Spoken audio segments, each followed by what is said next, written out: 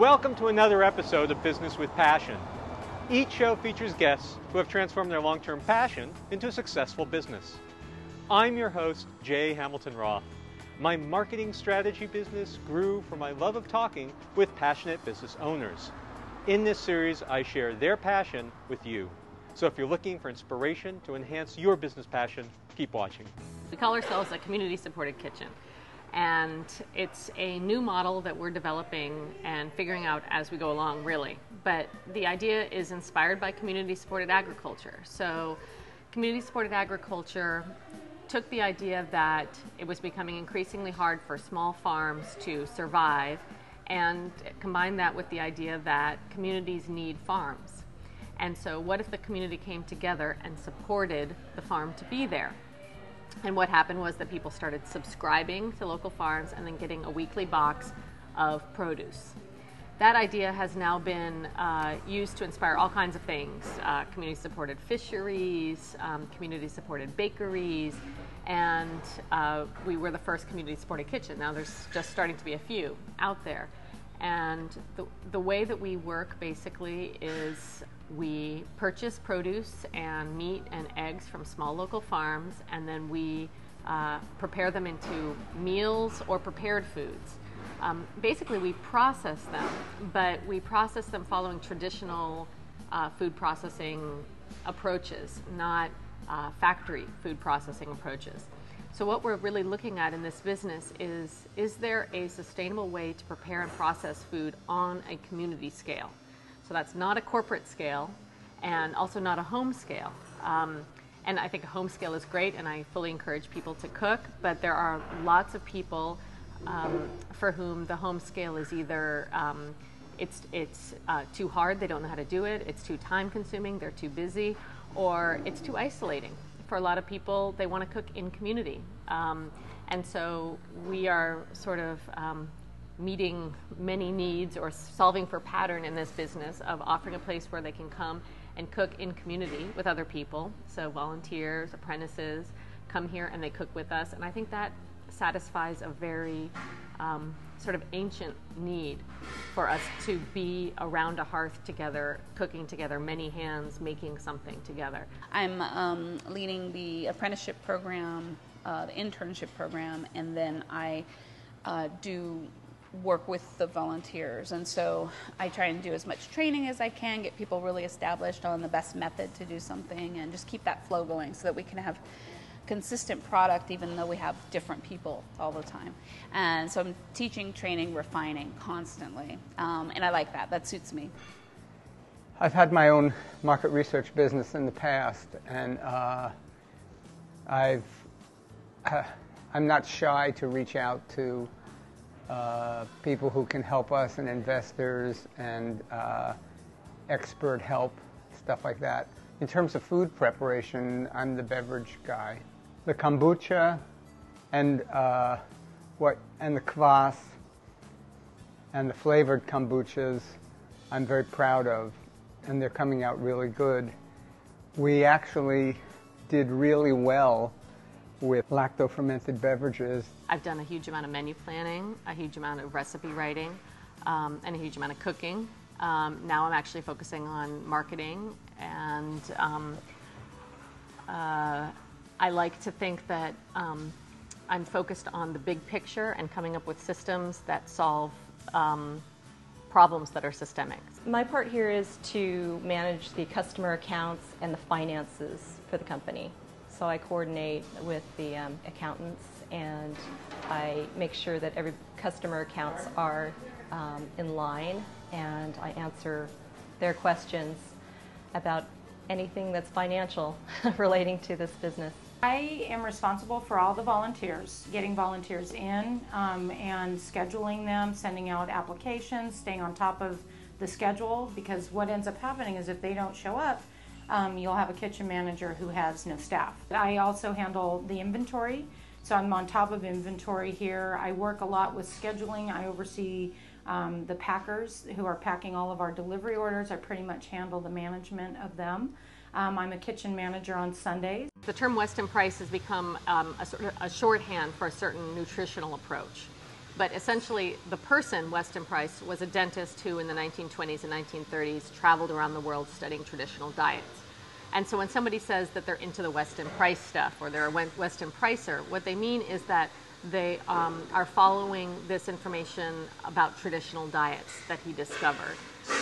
And actually, a lot of my work has been about verifying that information by looking at more traditional diets, because he really only profiled 14 diets. They were from all over the world.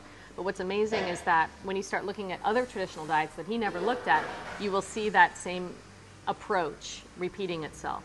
So to me, it's not necessarily the Weston Price diet, it's the traditional diets, the nutritional wisdom of indigenous and traditional peoples. How did people eat in good health for thousands of years?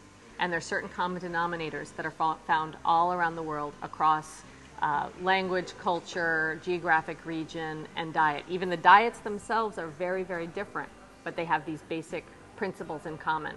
And so our company incorporates those principles into what we do. The idea for a community-supported kitchen is actually something I was thinking about for a number of years before getting together with this group of people. And I kept sort of fantasizing about it and talking about it. The genesis for it actually was more around the idea of community in kitchen.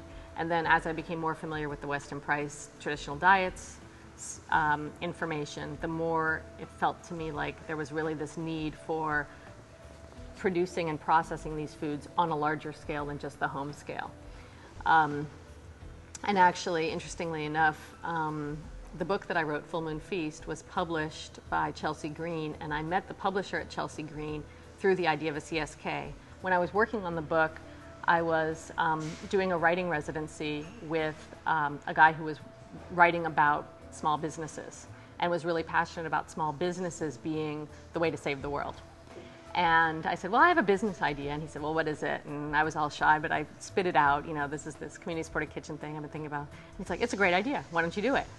And I said, well, it's just an idea. It's just a fantasy. He's like, do it. You know, stop thinking about it. Do it. How long have you been thinking about it? Like, 5 years. Like, do it.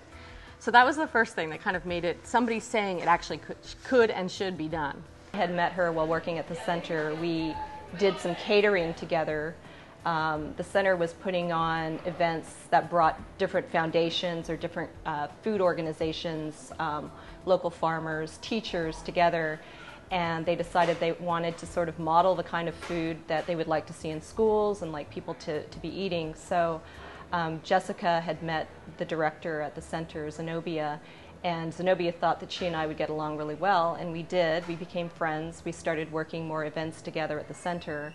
And then eventually she started talking to me about this idea of a CSK, or community supported kitchen. I met Jess, and one of the things that I loved that she was doing was that when she was catering, she was recycling. And I'd worked with a lot of catering companies, a lot of private chefs in San Francisco, and I thought that was just really cool. And so I worked a couple parties with her, and so she invited me to help her at the Bioneers. And so I was a vegetarian, and she gives me this book, Nourishing Traditions, and tells me, you know, go home and read this tonight, and then I'll talk to you. This is why we're here. And I read through it, and a lot of things that really interested me were things that reminded me so much of my grandmother. You know, the baking from scratch, and you know, just things that were really very near and dear to my heart, and it really resonated with me. I had been talking to Misa about it, I think maybe to Catherine.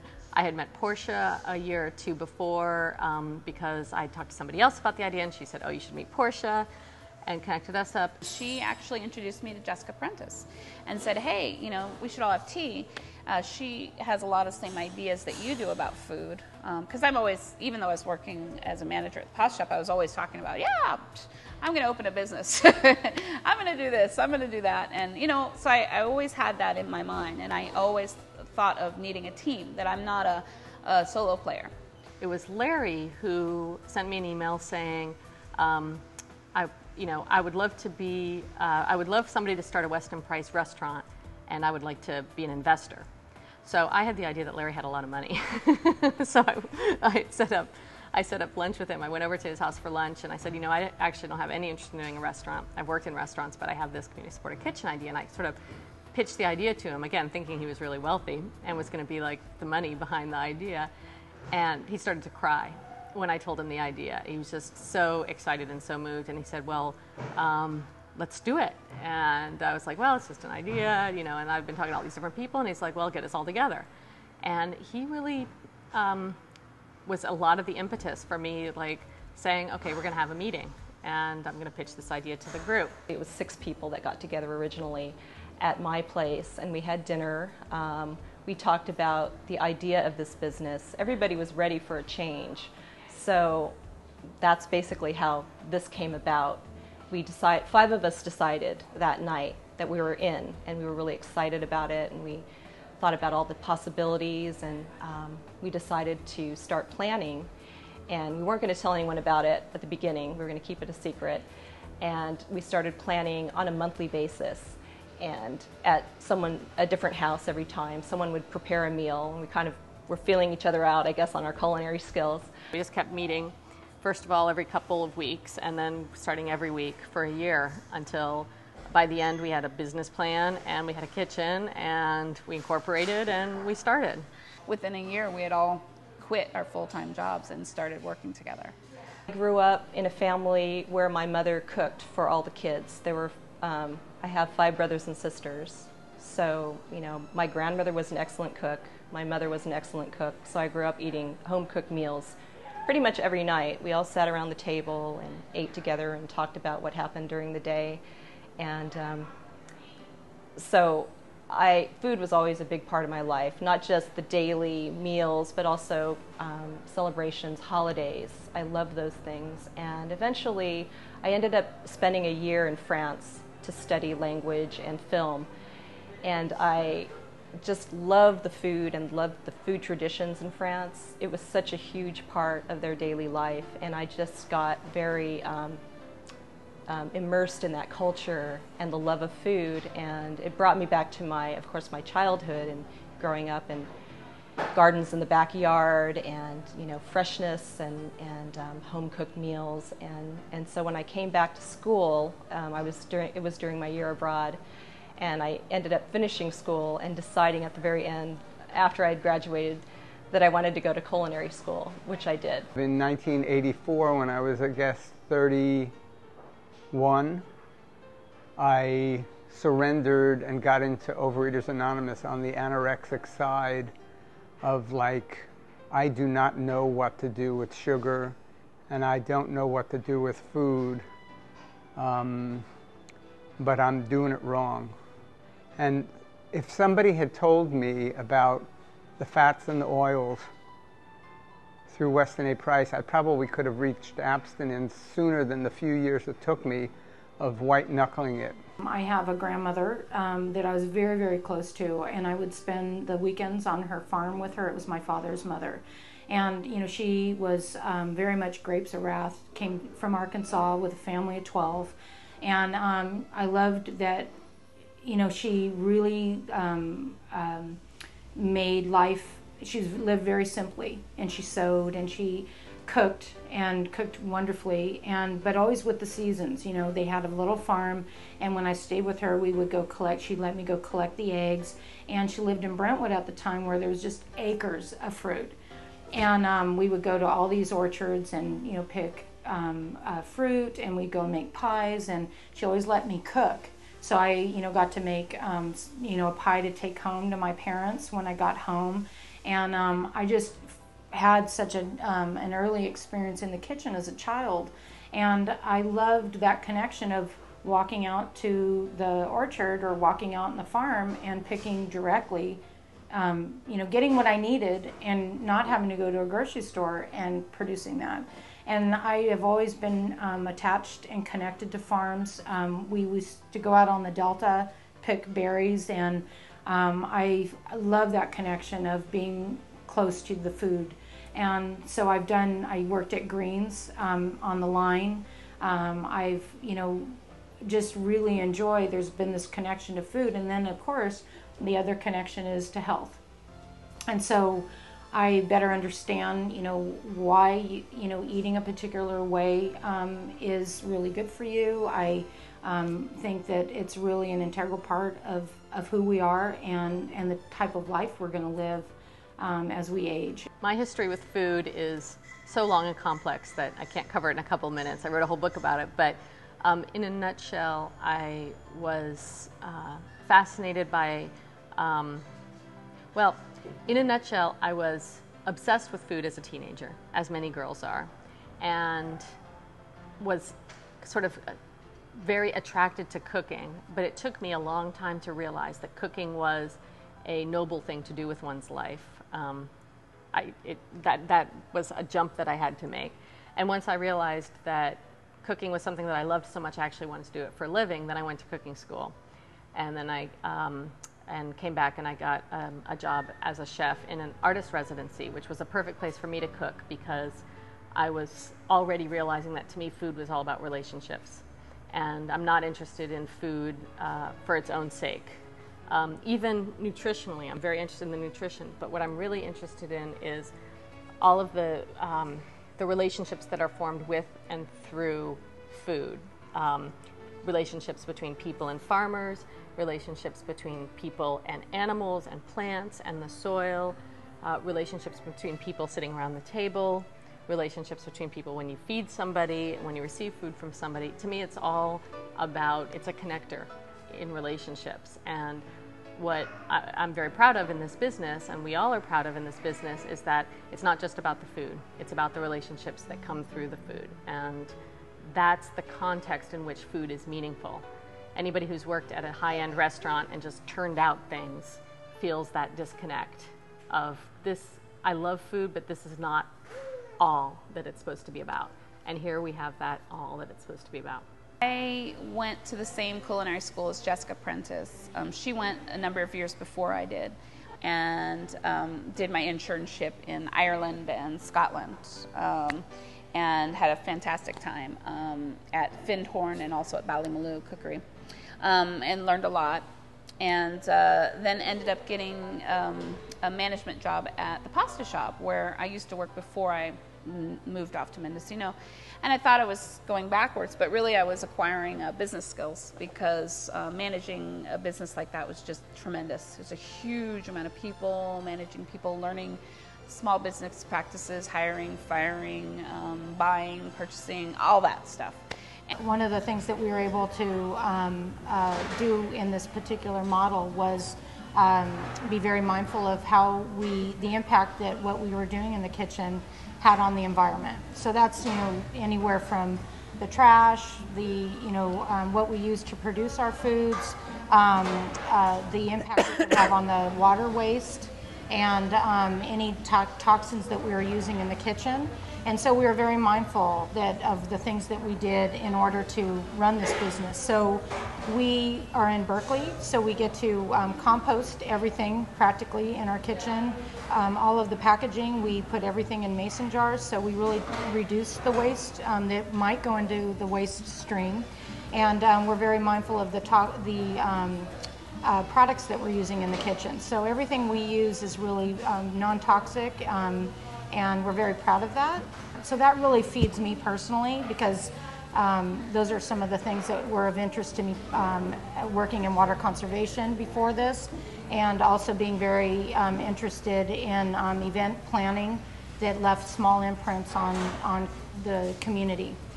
And then the other aspect of this business that feeds my soul personally is working with the volunteers. At work, I've had this really amazing ability to meet people from around the world, get to talk and get to know with them, share with them. And so my passion in life is teaching, and with teaching comes new and exciting people. And I think that correlates really well with a community-supported kitchen. I like seeing all the different pregnant moms that are eating our food and giving birth to really strong, healthy, calm babies. It gives me an enormous amount of hope for the world. We have this opportunity here to create a new kind of institution, a new kind of business, a new model that hasn't ever existed before. And we live in a very individualistic society, and so many of the solutions that were offered for health problems or for environmental problems are personal choice things. Like, vote with your fork. If you eat this thing, it'll help things. If you compost at home, it'll help things, those kinds of things. And all of those are good, but I really believe that we have to start to look at creating more institutions that are looking at more complicated kinds of changes, more complex systems of change. And when you look at, for example, many traditional villages, a traditional village would be set up in such a way that it would take care of its waterways, it would take care of its the health of pregnant mothers, it would take care of the elderly or the sick. And they had institutionalized in that community certain values. And as our society has gotten bigger and more spread out and less connected, those things have become, sometimes the government takes them on, sometimes individuals take them on, but businesses are sort of seen more as part of the problem than as part of the solution. And I think in many cases, in our current structure, that's the case, that businesses are causing more problems by their model than they're solving. And it's just very exciting to me to be part of something that is a business, but is also, all of our vision is to create systems that could be applied elsewhere, to create a model that can be replicated, that we could actually start a movement of a kitchen in a community that's producing healthy food ecologically for the community members.